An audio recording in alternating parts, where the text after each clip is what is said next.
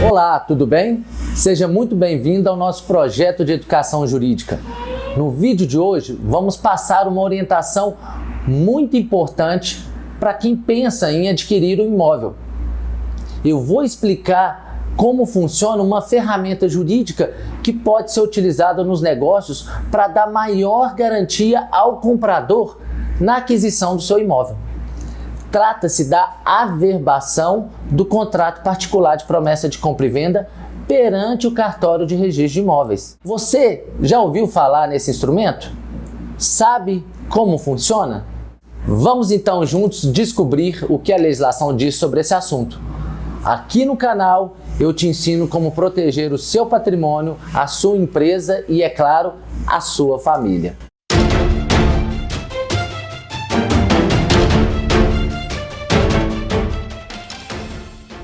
Como você sabe, a compra de um imóvel envolve muito dinheiro.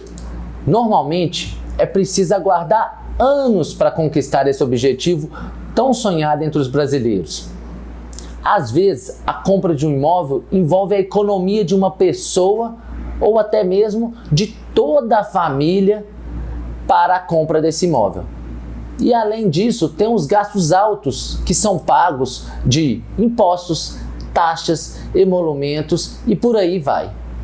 Por isso, é preciso ter calma, procurar bastante, analisar os documentos do vendedor, do imóvel e ainda se cercar de uma boa assessoria jurídica para que o negócio possa dar certo. Inclusive, sobre esses cuidados que você deve ter aí na compra do seu imóvel, eu já gravei um vídeo a respeito. Ele se chama 4 cuidados na compra do imóvel. Depois você assiste aqui no canal para ficar bem informado. Tudo bem? Mas hoje, agora, eu quero falar com você de uma outra coisa. A compra e venda do imóvel aqui no Brasil é feita em 2 etapas. A primeira etapa é a assinatura de um contrato particular chamado contrato de promessa de compra e venda, na qual as partes, de maneira particular entre elas e antes de ir no cartório, decidem assinar um documento por escrito para retratar as condições comerciais do negócio. E aí é nesse documento particular, por vezes apelidado aí no jargão popular de contrato de gaveta, é que as partes irão definir e descrever qual é o objeto da compra, as características do imóvel, o preço da venda, as condições de pagamento, o prazo de entrega, as multas por descumprimento, as possibilidades de rescisão e todas as outras questões particulares do negócio. Também será importante anexar nesse contrato particular de promessa todos os documentos que comprovam aquilo que foi dito no contrato. Ou seja, a planta do imóvel, o memorial de acabamento, a planta da garagem, a minuta da convenção de condomínio, enfim, todo documento deve ser anexado a esse de maneira a ficar tudo seguro. Pois bem, essa é a primeira etapa, mas será também necessária uma segunda etapa, que será a assinatura do contrato de compra e venda feito de maneira pública.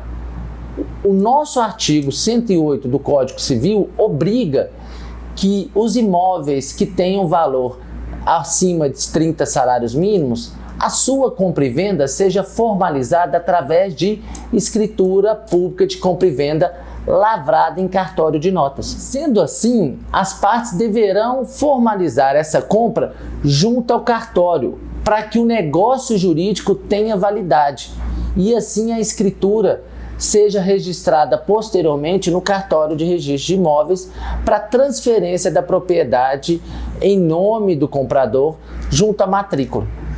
O problema é que, às vezes, o tempo entre a primeira etapa, que é o contrato de promessa de compra e venda particular, e a segunda etapa, que é a lavratura da escritura pública, por diversas razões, demora bastante. E aí o comprador fica assim, sem resguardo, sem garantias dessa propriedade futura do imóvel. A verdade é que enquanto não for feita a segunda etapa, lavrada a escritura pública, e esse documento não foi efetivamente registrado no cartório de imóveis, passando o imóvel para o nome do comprador, o bem continua em nome do vendedor.